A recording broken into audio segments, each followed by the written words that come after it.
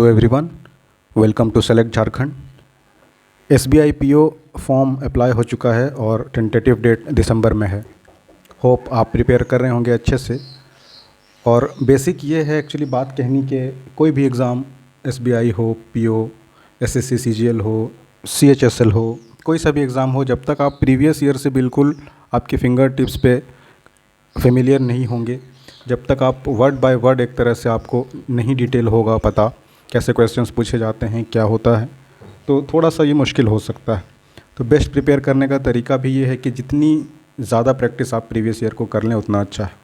तो चूँकि अभी हमारे पास अपकमिंग एग्ज़ाम्स में से दिसंबर में होना है एसबीआई पीओ, तो हम अभी प्रीवियस ईयर सॉल्व करेंगे। हम देखेंगे किस तरह से क्वेश्चंस पूछे जाते हैं और हमें कैसे प्रोसीड करना है इन क्वेश्चंस को। ये हमने क्वेश्चन 2018 एसबीआई का डाउनलोड किया है। आपको कहीं भी बहुत सारे वेबसाइट हैं जिसमें मिल जाएंगे क्वेश्चंस। जब हम प्रिपेयर कर रहे होते थे हमारे सिलेक्शन के टाइम में, वो बीएससी की बुक आती थी, अभी आती है। क्योंकि अब बहुत ज़्यादा हो गया है ऑनलाइन चीज़ों पे रिलायबिलिटी और डिपेंडेंस, तो बेहतर है, हमें इजी एक्सेस भी है, तो हम सॉल्व करते हैं। और ये उम्मीद के साथ कि आप बेसिक चीज़ों से फेमिलियर होंगे, बस इसको देखते जाएं, थोड़ा थोड़ा यूज़ टू हों इससे। और जब आपको लगे किसी टॉपिक पे दिक्कत, कन्फ्यूज़न हो, तो आप कमेंट सेक्शन पे लिखें, हम उसका डिस्क्रिप्टिव डिटेल वीडियो भी लेकर आएंगे अगर ज़रूरत पड़ी तो। अदरवाइज़ वैसा कुछ होता नहीं है क्वेश्चंस में, बिल्कुल सिंपल कॉन्सेप्चुअल क्वेश्चंस होते हैं, काफ़ी आसानी से आप उसको सॉल्व कर सकते हैं। तो हम 2018 एसबीआई प्रीवियस ईयर से आज शुरू करते हैं। तो चलिए देखते हैं कैसे क्वेश्चंस हैं। All right, let's get started. तो यहाँ से पहला क्वेश्चन है, ये डीआई है ना, ये बार ग्राफ दिया हुआ है ऐसे। एक इधर डेज़ है, Monday, Tuesday, Wednesday, Thursday, Friday, और इधर पेन कलम सोल्ड ऑन डिफरेंट डेज़, अलग अलग दिनों में कितने पेन का सेल हुआ है ये दिया हुआ है आपको एक्स एक्सिस में। तो ये आपसे अब इससे रिलेटेड क्वेश्चंस पूछेगा। तो एक नज़र सबसे पहले डीआई के क्वेश्चंस में डाटा पे देख लें कि क्या है हमें और किसकी ज़रूरत पड़ेगी। तो ये मंडे, ये 10, 20, 30 यानी 10-10 के इंक्रीज़ में है ये डेटा, है ना। और ये बीच का ग्राफ है, यानी 20 और 30 के इन बिटवीन क्या हो जाएगा, ये 25 है। वैसे लिखने की ज़रूरत नहीं है, पर मैं लिख दे रहा हूँ कन्वीनियंट के लिए। उसी तरह 70 और 80 के बीच में ये 75 है। और जो बिल्कुल कंप्लीट है वो तो है ही, ये 30 है, 30 है, ये अगेन 45 है, और फिर ये कंप्लीट है हमारा 50 है। ठीक है, अब आगे देखते हैं क्वेश्चन क्या पूछा है। तो पहला, फाइंड द डिफरेंस, किस चीज़ का difference, between the total number of pens sold on Monday and Tuesday together. तो टुगेदर मंडे और ट्यूसडे में कौन सा है, मंडे में देखिए 25 है, ओके ऑल राइट, और ट्यूसडे में कितना है, 75। तो दोनों को मिला देंगे, मंडे और ट्यूसडे का, तो टोटल हो जाएगा 25 और 75 100। ठीक है, together to the total number of pens sold on Thursday and Friday, और थर्सडे और फ्राइडे का टोटल कर देंगे तो कितना है, 45 और 50, यानी कि ये आपका हो गया 95। ये 2 दिन का टोटल हो गया थर्सडे और फ्राइडे का, ये है थर्सडे प्लस फ्राइडे, और ये हमारा मंडे और ट्यूसडे जो हमने पहले निकाला। तब इसका डिफरेंस पूछ रहा है, तो ऑब्वियसली 100 माइनस 95, तो ये 5 हो जाएगा। Quite simple. तो ये डिफरेंस हो जाएगा 5 पेन का। ठीक है, आगे बढ़ते हैं। नेक्स्ट है total number of pen sold on Saturday. तो ये हमारा मंडे से फ्राइडे तक दिया है, लेकिन कह रहा है कि सैटरडे को जो हुआ है पेन सोल्ड ऑन सैटरडे, यानी यहाँ कहीं सैटरडे होगा, है ना। ये 40% मोर, 40% ज़्यादा है किससे, total number of pen sold on Wednesday. तो हमें वेडनेसडे का डाटा मालूम है, वेडनेसडे को सोल्ड हुआ है देखिए 30, है ना। 30 को कह रहा है जितना सोल्ड हुआ वेडनेसडे को, सॉरी मतलब वेडनेसडे को जो ये 30 पेन सोल्ड हुए हैं, इससे 40% ज़्यादा है जो सैटरडे का सेल है। तो सैटरडे का कितना है 30, 40% ज़्यादा है यानी 140, है ना। तो ये हमारा सैटरडे का सेल हो जाएगा। ये आपको पता होगा, कोई भी चीज़ 40% ज़्यादा बढ़ती है, यानी x अगर है ये 10% बढ़ गया, यानी प्लस हो गया 10% ज़्यादा, परसेंट x का 10%। इसको अगर सिंपली आप सॉल्व करेंगे तो 100x प्लस 10x, और ये 110x बाय 100, यानी x अगर कोई चीज़ है 10% बढ़ता है तो 10, तो सीधा 100 उसमें जोड़ देंगे, है ना। 100 प्लस 10, 110, तो 110x बाय 100। तो ये हमने कर दिया कि 30 था सिंपल, 10 यहाँ बढ़ा था, यहाँ पे 40% बढ़ रहा है, यानी परसेंट था, तो सीधा अगर कोई 10 बढ़ेगा तो 100 प्लस 10 कर देंगे, 20 बढ़ेगा तो 100 प्लस 20, जितना भी बढ़ेगा परसेंट में उसको 100 में ऐड कर देते हैं, है ना। तो ये सैटरडे को था 30 और उसमें 40% बढ़ गया, तो हमने 30 ले लिया सैटरडे का और 40 यानी कि 140/100। तो ये आपका सिंपल, आप इसको कैलकुलेट करेंगे तो 42 हो गया। पर ये हमारा सैटरडे का सेल है। सैटरडे का क्या पूछ रहा है? पेन सोल्ड ऑन वेडनेसडे से हमने निकाल लिया ये कितना था सैटरडे का। तो find total number of pen sold on Friday and Saturday. तो फ्राइडे का हमें कितना मालूम है पहले से 50, और सैटरडे को हमने कितना कैलकुलेट किया? सैटरडे का हमारा हमने 42 कैलकुलेट किया, तो दोनों को ऐड कर देंगे तो ये 92 हो जाएगा। तो 92 ऑप्शन नंबर ए। तो दोनों फ्राइडे और सैटरडे को मिला के टोटल नंबर ऑफ पेन जो सोल्ड हुए हैं वो 92 हैं। ऑल राइट, नेक्स्ट है क्वेश्चन नंबर 68। अब ये कह रहा है total number of pen sold on Tuesday are 25% more than total pen sold on Sunday. को संडे को जितना भी सेल हुआ वो जो हमारा ट्यूसडे को सेल हुआ था उससे 25% ज़्यादा था। तो पूछ रहा है कि संडे को कितना सेल था। ये भी काफ़ी सिंपल है। संडे तो हमें दिया नहीं है, हमें फ्राइडे तक के डेटा अवेलेबल हैं, लेकिन एक रिलेशन है ट्यूसडे और संडे के डेटा में। तो total number of pen sold on Tuesday पहले कितना है भाई? ट्यूसडे को सेल हुआ है 75, ओके, तो ये 75 है। तो कह रहा है ये जो पेन सोल्ड हुआ है ट्यूसडे को 75 इज़ इक्वल टू क्या? 25% मोर। जैसे हमने यहाँ किया था प्रीवियस वाले सवाल में है ना, 25% मोर, यानी कि जितना संडे को सेल हुआ है, संडे को हमें नहीं पता, हम सपोज कर लेते हैं एक्स सेल हुआ है ना, तो संडे को सेल का 25% मोर, तो हमने 100 से इसको बढ़ा देना है, तो 125% ऑफ संडे हमारा एक्स हो गया संडे का वैल्यू।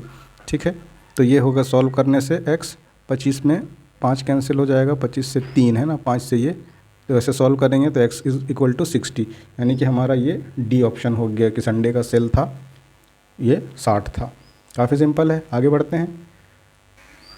एक चीज़ ये तो देखिए फॉर श्योर है कि जब भी आपसे कोई क्वेश्चन पूछेगा तो इतना आपको डेटा सफिशिएंट दिया रहेगा कि आप ईज़िली उसके हेल्प से आप आंसर सॉल्यूशन पे अराइव कर सकते हैं।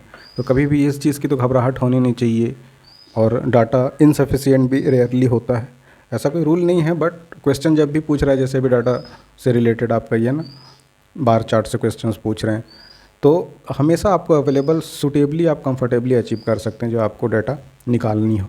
ये देखिए जैसे है, क्या कह रहा है नेक्स्ट क्वेश्चन में, out of total pen sold on Thursday. तो पहले खुद कह रहा है कि total pen sold on Thursday, तो थर्सडे को कितना सोल्ड है भाई? थर्सडे को 45 है, ओके, तो हम ये एक कर लिए कि हमें थर्सडे को सेल पता है कि 45 हुआ। 20% आर ब्लू इंक, तो 45 का 20% यानी 1/5 है ना, यानी कि 9 हो गया ब्लू। ठीक है, टोटल सोल पेन था 45, उसमें ब्लू इंक हो गया 9। आगे क्या कह रहा है?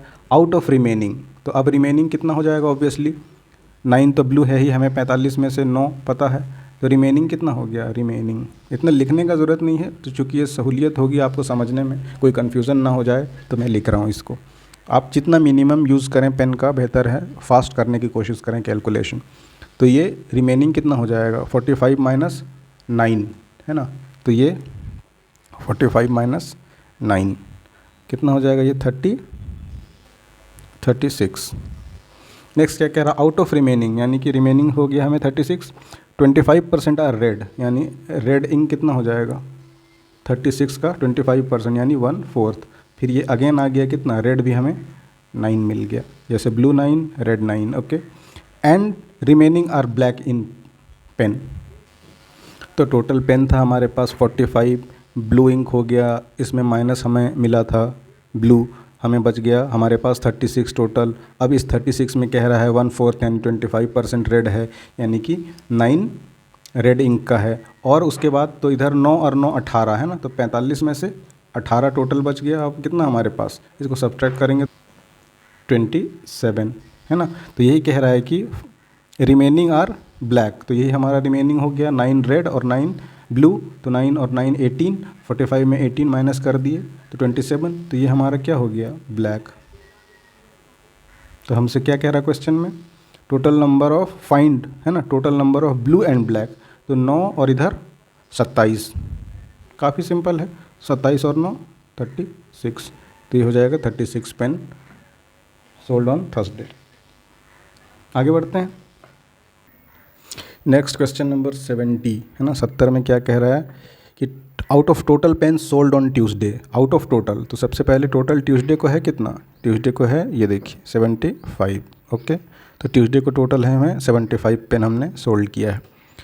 तो out of total pen sold on Tuesday, ratio between total defective जिसमें कोई त्रुटि थी, कोई गलती थी, और टोटल पेन यानी कि 15 पेन में से, हर 15 पेन में से 7 पेन डिफेक्टिव था, है ना। Defective is to total sold, ये हमें कह दे रहा है कि 7:15 था। यानी हर 15 कलम जो हमने बेचा उसमें 7 कलम क्या था, डिफेक्टिव था। यानी कि नॉन डिफेक्टिव हमें पता चल गया इससे कि अगर 15 में से 7, हर 7वां पेन डिफेक्टिव था, तो टोटल नॉन डिफेक्टिव जिसमें कि कोई फॉल्ट नहीं था, तो 15 में से 7 घटा देंगे ऑब्वियसली। तो हर 15 पेन में से 8 पेन में कोई फॉल्ट नहीं था और 7 पेन डिफेक्टिव था। तो ये रेशियो हो गया, यानी डिफेक्टिव पेन जो सोल्ड हुआ है वो 7 था, और टोटल पेन सोल्ड हुआ वो 15 था, और नॉन डिफेक्टिव वो सेल हुआ वो 8 था। ऐसा इनका रेशियो था, defective is to non defective is to total. तो अब कह रहा है कि फाइंड द टोटल नंबर पूछ रहा है। रेशियो अगर पूछता तो 8 था, है ना, लेकिन find total number of non defective pens, तो हमारा रेशियो कितना है नॉन डिफेक्टिव का, 8, और टोटल पेन कितना कह रहा है सोल्ड है, तो ये है 15, लेकिन पूछ रहा है रेशियो, तो आउट ऑफ कितना, टोटल पेन सोल्ड हुआ है कितना, 75। सिंपल है, 15 से 5 में 15 पचे 75 और 8 पंचे ये हो जाएगा 40 पेन। काफ़ी सिंपल डाटा था पहला एटलीस्ट। तो ये हमने ऐसे करके इसको सॉल्व कर लिया। ये ज़बरदस्ती का हमने लगा दिया है ये टाइमिंग। आप जितना अगर सिंपली सॉल्व करेंगे 2 से 3 मिनट में ये आपका 5 सवाल आराम से सॉल्व हो रहा है। नेक्स्ट है क्वेश्चन नंबर 71। ये क्या है, ये है एक तरह से डाटा सफिशिएंसी का क्वेश्चन है ना। कंपेयर करना है आपको डाटा और देखना है पूछ रहा है ये क्या। तो पहला देखिए, क्वांटिटी दे दिया है, एक इक्वेशन दी गई है क्वाड्रेटिक इक्वेशन, दूसरे में भी एक वाई वेरिएबल वाला क्वाड्रेटिक इक्वेशन है, और इसका एक ऑब्वियसली वैल्यू निकलेगा, इसको सॉल्व करेंगे तो, है ना। और उसी तरह से इस इक्वेशन की एक वैल्यू मिलेगी हमें सॉल्व करेंगे तो, और उन दोनों को क्वांटिटी जो भी वैल्यू होगा एक्स वाई जेड जो भी होगा आम इमली, तो जो भी क्वांटिटी निकलेगी अब उसको कंपेयर करिए। जो एक्स का वैल्यू होगा वो क्वांटिटी 1 में गिना जाएगा, और जो 2 का वैल्यू होगा वो क्वांटिटी 2 के लिए गिना जाएगा। अब 1 और 2 को कंपेयर करिए, और ये जो 5 ऑप्शन है आपको इनमें से रिलेशन बताना है कि एग्जैक्ट कौन सा सही है। अगर क्वांटिटी 1 बड़ा है 2 से तो ए होगा, और बी सी, ऐसे करके आपको मार्क करना है। तो सबसे पहले सिंपल देखिए क्या है, पहला इक्वेशन है क्वाड्रेटिक x² + x - 6 = 0। बहुत सिंपल है, इसको अगर आप सॉल्व करेंगे, आई होप इतना बेसिक तो पता ही है सबको, तो इसको सॉल्व करेंगे तो x हमारे पास आ जाएगा -3 और 2, ये दो वैल्यू x का आ जाएगा। इसी तरह से y का इक्वेशन है y² + 7y + 12 = 0। अगेन y के लिए सॉल्व करेंगे तो y हमें मिल जाएगा -4 और -3। अब देखिए इसको x और y को अब कंपेयर करिए। पहले जब आप अगर x की वैल्यू 3 लेते हैं, है ना, -3 नॉट 3, जब -3 लीजिएगा पहला व्हेन x इज़ -3, तो यहाँ x -3 है, y -4 है, तो ऑब्वियसली x बड़ा हो रहा है ना, -3 -2 -1 0, और फिर इधर पॉजिटिव बढ़ता है 1 2 3, है ना, बिल्कुल बच्चों वाला ये इक्वेशन है।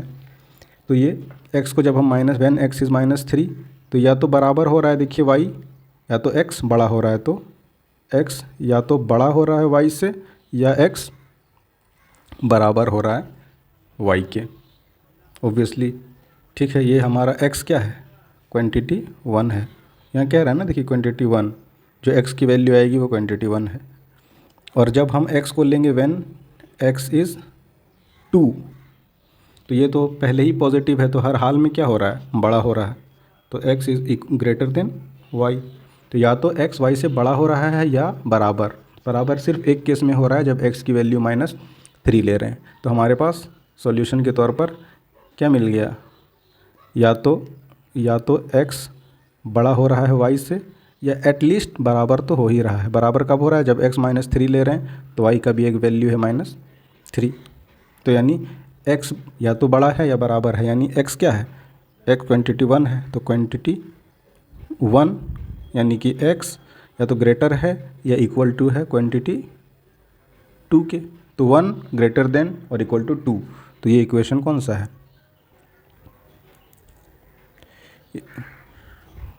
1 greater than equal to 2, simple है, सी। आगे बढ़ते हैं। नेक्स्ट हमारा फिर है सेम, आपको क्वांटिटी 1 और क्वांटिटी 2 को कंपेयर करना है ना। क्वेश्चन देखते हैं क्या कह रहा है।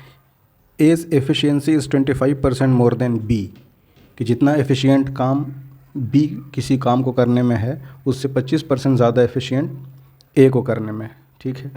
क्वांटिटी 1 पहला क्या है, A can do 5/6 of total work in x days, और बी है, इसको एक बार क्लियर कर लेते हैं ना ये, और बी क्वांटिटी 2 y के लिए कह रहा है B can do 4/5 of total work in y days, जो टोटल काम है उसका 4/5 हिस्सा y डेज में कर सकता है, ये है b। उससे पहले हमें कह दिया है कि a ज़्यादा एफिशिएंट है, कितना 25%, 1/4 ज़्यादा एफिशिएंट है b से। तो चूँकि देखिए एक फ्रैक्शन है 5/6, एक है 4/5, है ना। तो हम सपोज कर लेते हैं लेट एफिशिएंसी b का कितना 4 मान लेते हैं। तो a के बारे में कह रहा है 25% मोर देन b, तो a कितना एफिशिएंट हो जाएगा, एफिशिएंसी ऑफ a 5 हो जाएगा, क्योंकि ये देखिए b 4 है प्लस 4 का 25% ज़्यादा एफिशिएंट है ना, 25%, तो ये 1 हो जाएगा, 4 और 1 5, ये ऐसी फर्जी है कैलकुलेशन। तो ये b की एफिशिएंसी अगर 4 है तो a की एफिशिएंसी हमें 5 है, ये पता लग गया, ठीक है। अब a कह रहा है 5/6 ऑफ टोटल वर्क करता है वो x डेज में, और b क्या करता है y डेज में कितना काम करता है 4/5 ऑफ टोटल वर्क। तो हमें टोटल वर्क तो पता है नहीं, तो हम सपोज़ कर लेते हैं टोटल वर्क, ऐसा सपोज़ करते हैं या करना चाहिए वाइल सॉल्विंग एनी क्वेश्चन कि आपको कैलकुलेशन में आसानी हो, है ना, वो कैंसिल आउट हो जाए, वो कट जाए, जिसको हिंदी में बोलते हैं अच्छे से। अब मान लीजिए 100 ले लिए हम, है ना, तो 5/6 ऑफ वर्क लेंगे, तो y के टाइम तो ठीक है कि 5 से ये 20 टाइम में डिवाइड हो जाएगा, लेकिन जब ये है 5/6 x का जब निकालेंगे कि कितना काम किया x ने, तो x का काम हमें फ्रैक्शन में आ जाएगा, है ना। 5/6 ऑफ टोटल वर्क निकालेंगे 100, तो फिर ये फ्रैक्शन में आ जाएगा। तो हम इसका क्या करते हैं, एलसीएम ले लेते हैं ना। तो टोटल वर्क मान लेते हैं 60 क्यों लिए कि 5/6 ऑफ वर्क निकालेंगे 6 से भी डिवाइड हो जाएगा, 4/5 में निकालेंगे तो 5 से भी हो जाएगा, और ये यहाँ पर देखिए ऊपर है ना न्यूमरेटर में, तो जब न्यूमरेटर की वैल्यू कभी कहीं अगर ज़रूरत पड़े तो उससे भी कैंसिल आउट हो जाए। तो ये हमें कितना ले लेना चाहिए, अगर 30 लेंगे तो 4 से भी ये फ्रैक्शन वाला सीन बनता है, इसलिए हमने टोटल वर्क को ले लिया 60। इसी वजह से हमने एफिशिएंसी भी लिया, देखिए 4 है ना, तो उसका एफिशिएंसी आप कुछ भी लेके सॉल्व कर सकते हैं, ऐसा नहीं कि 4 या कुछ एक पार्टिकुलर नंबर ही लेना है। आप अगर x लें तो इसकी एफिशिएंसी हो जाएगी x प्लस x का 25%, है ना, ये फिर से 4 हो जाएगा, 5x/4 हो जाएगा, ऐसे भी सॉल्व होगा, लेकिन थोड़ा सा तो अटेंटिव आपको रहना ही होगा। सीन एक्चुअली ऐसा होता जा रहा है दिन ब दिन कि आपको 100% क्वेश्चंस एटलीस्ट क्वांट के और करंट अफेयर्स के जो पॉसिबिलिटीज़ हैं आपको सॉल्व करके आना चाहिए, और क्वाइट पॉसिबली ईजिली किया भी जा सकता है। तो देखते रहें, अगर आप बिगनर भी हैं तो यूज़ टू हों, धीरे धीरे बहुत ईजिली आप कर सकते हैं सॉल्व, ऐसा कुछ इशू आता नहीं है। ओके, अब देखते हैं हाँ क्या क्या दिया है हमें। तो एफिशिएंसी हमने देख लिया, बी की हमने 4 मान ली है एफिशिएंसी, और ए की एफिशिएंसी उस हिसाब से 25% ज़्यादा यानी कि 5 हो गया। अब एक्स को निकालते हैं, ये इधर है ना, एक्स के लिए एक्स क्या कह रहा है, A can do 5/6 of total work, 5/6 of total हमने कितना लिया है 60, है ना, इन x डेज, ठीक है। तो यानी कि ये हो गया 50, यानी 50वां हिस्सा। अगर टोटल काम x है तो 5/6 ऑफ टोटल वर्क, है ना, 50 में से अगर 60 हिस्से हमने काम के माने हैं, अगर काम का किसी काम का 60 हिस्सा टोटल है तो 50 हिस्सा हो जाता है x डेज में, x डेज में 50 हिस्सा हो जाता है। लेकिन एक चीज़ यहाँ पर थोड़ा सा कैच क्या है कि हमें एफिशिएंसी पता है किसकी, ए की, एफिशिएंसी इसकी 5 है। एफिशिएंसी जब 5 है, अगर एफिशिएंसी 1 होता तो और 10 दिन लग जाता, है ना, तब होता 50 और 10 60, लेकिन एफिशिएंसी कह रहा है इसका कितना है, एक एफिशिएंसी हमने निकाल लिया, बी से ऐड करके 25% ऐड किया तो 5। तो जब काम 50 है, एफिशिएंसी 5 है, तो टोटल क्वांटिटी कितना होगा, नंबर ऑफ डेज 50/5, 10 दिन होगा, है ना। बहुत सिंपल है। उसी तरह से वाई, इसको फिर से सॉल्व इरेज कर देते हैं, 1 मिनट, है ना। देखिए ये हमारा 10 डेज में 5/6 काम निकल जाएगा, क्योंकि हमने क्या किया है, वर्क को माना है हमने, टोटल वर्क को 60 यूनिट मान लिया है। अब उसी तरह वाई देखिए, वाई क्या करता है, बी के बारे में कह रहा है Y, 4/5 of the total work हमने माना है 60, कितने दिन में, वाई डेज में, है ना, यही वाई है। तो 4/5 ऑफ टोटल वर्क यानी 5 से हो गया 12, 12 चौक 48, और हमने एफिशिएंसी कितनी मानी थी, बी की, है ना, बी के लिए है, देखिए, है ना, वाई एफिशिएंसी हमने 4 माना था, तो ये एफिशिएंसी टोटल यूनिट इसको 48 काम करना है, लेकिन इसकी एफिशिएंसी कितनी है, 4 है, तो इसको लग जाएगा कितना, 12 दिन लग जाएगा, 48/4। तो ये क्वांटिटी आपकी एक्स की हो गई 10 दिन की, वाई की हो गई 12 दिन की। अब सिंपली पूछ रहा है कि क्वांटिटी कौन सा ज़्यादा है, हमें ये बताइए। तो एक्स ने काम किया 10 दिन तक, वहीं वाई ने काम किया 12 दिन तक, तो ऑब्वियसली वाई बड़ा है, ज़्यादा है एक्स से। वाई किसके लिए है क्वांटिटी, 2 के लिए, तो क्या हो जाएगा हमारे पास quantity 2 is greater than 1, quantity 1। तो ये 2 बड़ा है, तो 2 हमारा ऑप्शन नंबर कौन सा है भाई, ये, है ना, 2 बड़ा है 1 से। सिंपल है, आगे बढ़ते हैं, चलिए। सम ऑफ 8 कंसेक्यूटिव इवन नंबर वो होता है जो 2 से डिवाइड होता है, अच्छी बात है।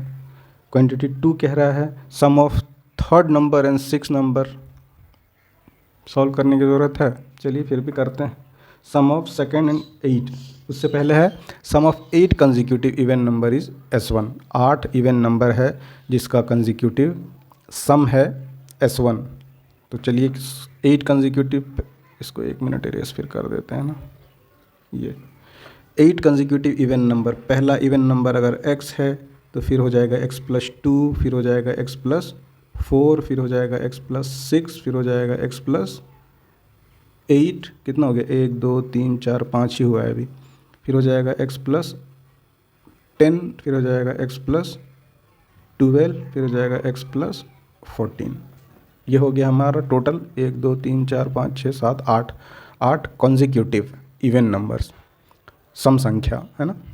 Sum of 8 consecutive even number is S1, चलिए भाई ये S1 है।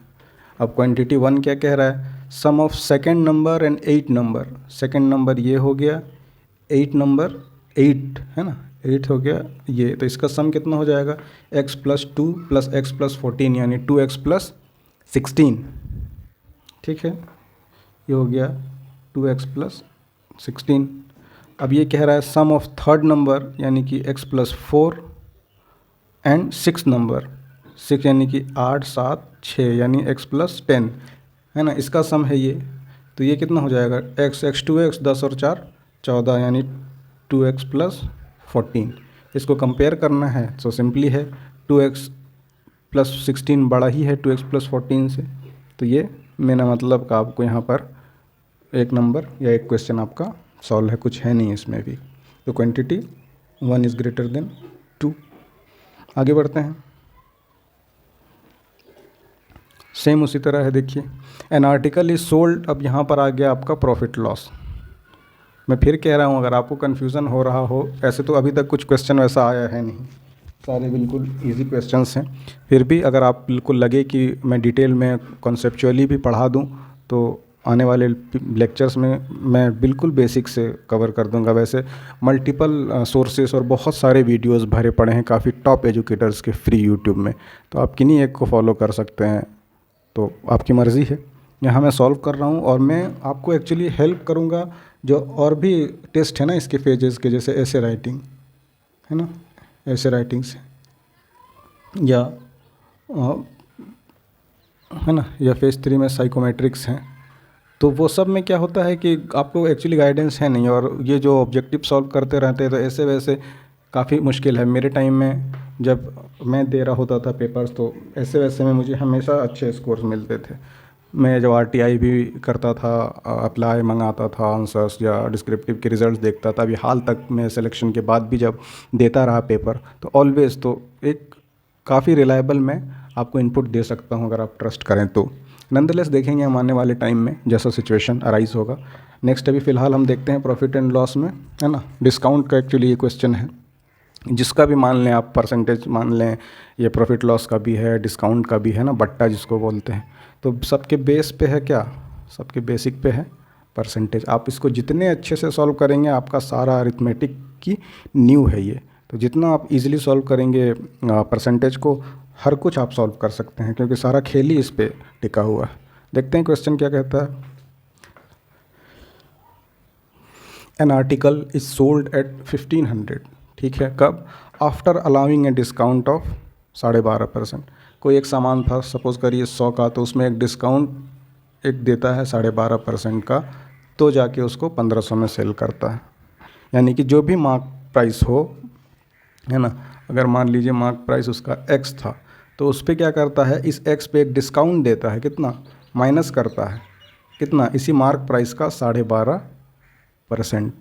और ये जो है टोटल मार्क प्राइस x था, इस पर एक डिस्काउंट दिया है ना, बट्टा, उसके बाद कितना? 12.5% का। और ये जो टोटल वैल्यू है वही दे दिया है सोल्ड, है ना। मार्क प्राइस पे डिस्काउंट माइनस है। कहीं भी आप देखते हैं टैग पलट के देखें, हाँ भाई 10% ऑफ 100 है, 10% परसेंट है ना, तो 10 रुपये ऑफ। अब देना कितना पड़ेगा? 90। तो कैसे 10 माइनस किए, किस में से? 100 में से, तो हमें मिला 90। वही चीज़ है। तो ये मार्क प्राइस x था, हमने इसका जो डिस्काउंट था इस पर 12.5% वो माइनस कर दिया, तो यही टोटल हमारा कितना है? 1500। सिंपल है।